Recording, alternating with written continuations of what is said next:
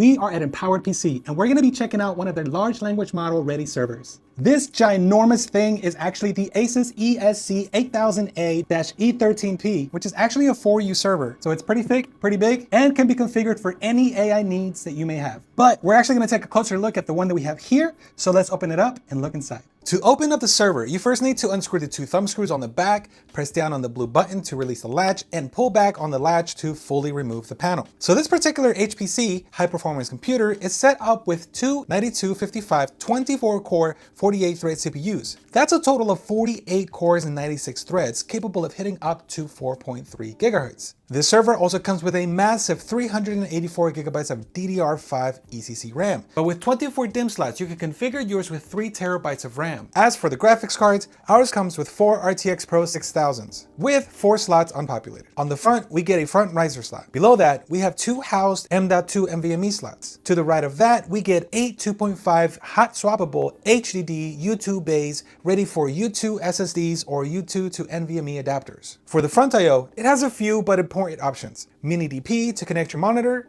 a debug port, 2 USB 3.05 gigabit ports, and of course a few indicator lights. On the bottom, we get to see the enterprise grade row of fans that are capable of doing 17,000 RPM up to 22,300 RPM, depending on the specific heavy duty 8080 or 6056 fan modules you deploy. Now on the back, what do we get? We get two 10 gigabit base TLAN ports, powered by the onboard Intel X710 AT2 controller. We also get a dedicated RJ45 management port used for out-of-band BMC. We get one USB 5 gigabit port for connecting local storage or peripherals directly to the rack. The rest of the rear real estate is dominated by high-density PCIe Gen 5 slots arranged in quick service modules. We get 8 PCIe 5.0 X16 slots. These occupy the widest portion of the rear, supporting up to 8 full-height, full-length dual slide GPUs, such as NVIDIA or AMD accelerators, with each running up to 600 watts. We also get 5 PCIe 5.0 X16 slots distributed across pop-out carrier cages for high bandwidth add-in cards, such as 100G, 200G,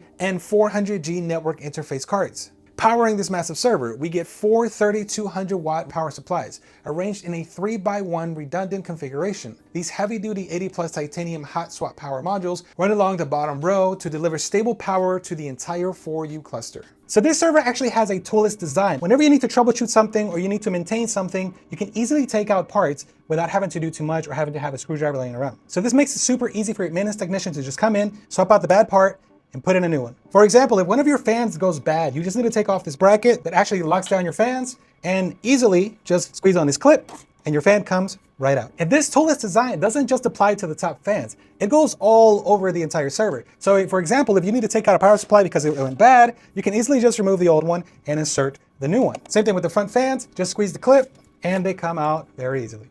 The SSDs are easy to access. With a simple release button and latch, you can slide them out and replace them as you need. They can all be removed in less than a minute. As for GPUs, they also have a guard. If you have strong fingers, you can easily remove the thumb screw, but I decided to use a screwdriver to take mine off. Once you loosen it up, just lift up on the guard to release the front of your graphics cards. Then unclip and slide the middle guard that keeps your GPU secure. Once this is done, your cards are ready to be removed. Simply unplug your 16-pin connector and with both hands, lift up on your graphics cards evenly. So what can you do with such a powerful machine? We ended up installing a local text-to-video and image-to-video generative AI model. We wanted to test the capabilities, so we rendered an octopus and a crab short video. Here is that test. This shows us the potential of what we can do with this. Imagine having your entire team working together on this HPC, generating all kinds of images and videos. But this HPC is not just for generative AI. You can also set up the server to do what you need it to do. For example, LLM operations, scientific simulations, real-time 3D rendering in VFX, multi-user virtual workstations, and physical AI and smart media for training neural radiance fields, just to name a few. With a massive RAM and VRAM capabilities, you have endless options. Oh, but I should mention that with great power also comes powerful airflow and noise. We are getting ready to do a text-to-video test. And you can already see how loud the server is getting. We haven't even begun rendering yet. We're just downloading what we need for the model. So we're starting rendering text-to-video on our model, and holy cow, the audio is so high. And it's ramping down now. It's probably going to keep doing that. But definitely, you need ear protection to be around a machine this powerful. Whether you're building an AI training server, inference platform, rendering node, or high-performance compute clusters, the ASUS ESC8000A-E13P delivers the scalability, expansion, and performance required for today's most demanding workloads. So I want to thank EPYC for allowing us to come here and actually check this out hands-on. They actually have multiple options for any solution that you may need, so make sure that you check out their entire catalog.